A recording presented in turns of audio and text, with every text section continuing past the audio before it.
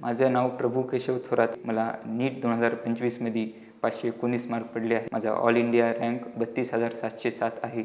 छान.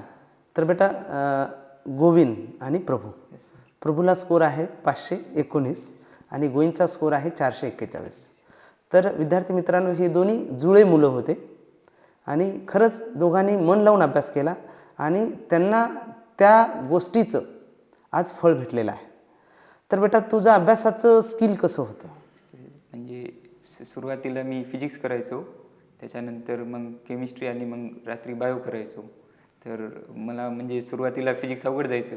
तर 12वीमध्ये फिजिक्स म्हणजे असं तेवढं काही समजत नव्हतं. तर रिपीटमध्ये जास्त फिजिक्सवर भर दिला आणि केमिस्ट्री जरा म्हणजे मीडियम होतं, ॲव्हरेज होतं, म्हणजे चांगलं येत होतं. आणि बायो सरांमुळे बायो चांगलं झालं होतं. सर क्लासमध्ये बायोचे जास्तीत जास्त म्हणजे हे करून प्रॅक्टिस करून घ्यायचे आणि जे क्लासच्या ज्या टेस्ट व्हायच्या त्याच्यामध्ये जसे क्वेश्चन येत होते तसेच 2025च्या पेपरमध्ये आले होते. वर्गामधली ज्या परीक्षा व्हायच्या त्याचा कसा फायदा झाला तुला? वर्गामधले पेपर हे टफ असायचे, म्हणजे त्या लेवलचाच पेपर आला होता.